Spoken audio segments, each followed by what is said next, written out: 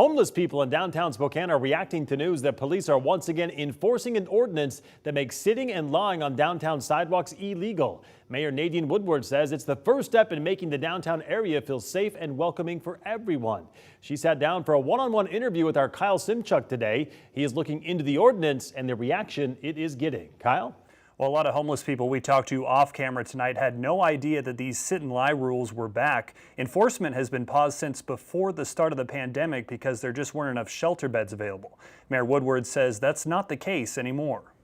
The Trent Shelter opened its doors yesterday, and this afternoon, for the first time in years, Mayor Nadine Woodward asked police to continue citing people who they find sitting or lying on sidewalks in this area between Maple and Division, I-90 and Spokane Falls Boulevard between the hours of 6 a.m. and midnight.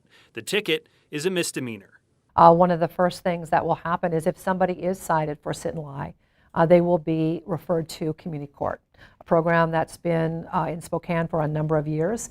The mayor says community court is another way people can connect to services to help them exit homelessness and enter housing. However, if people miss their court date, a warrant will be issued for their arrest. And the warrant is some accountability. So now if there's a warrant, then that compels you to come back to your next, hopefully, your next appointment with the court system.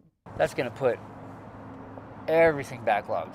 Public defenders are going to be backlogged. Oliver Stewart has been homeless for the last 6 years. He's not worried about the sit and lie rules because he's disabled. An exception according to the Spokane Municipal Code. But Stewart says he understands why the mayor is bringing the ordinance back. There are people that won't even move for people that are coming down the sidewalk, and I think that's messed up because little kids getting pushed in strollers, people will just leave their crap all over the place. If I was a parent in a regular part of society, I'd be pissed too if I had to walk in the road. We asked him why he's sitting on a pile of cardboard and not in a bed at the Trent Shelter. I just don't like being around that many people because they're slobs. So many of the homeless are just slobs. They're just gross and slobs. The sit and lie ordinance does not apply to the homeless camp off I-90 in Freya, which has grown to more than 600 people. Mayor Woodward says she's in talks with the Department of Transportation, who owns the land, and the State Patrol. She says the day will come when people, tents, and RVs will be cleared out. Because as you've been there, it's not a humane or a compassionate place. Neither are the streets, viaducts, and sidewalks. So we want to make sure that we have a better place for people and we don't normalize the kind of conditions that we're seeing there.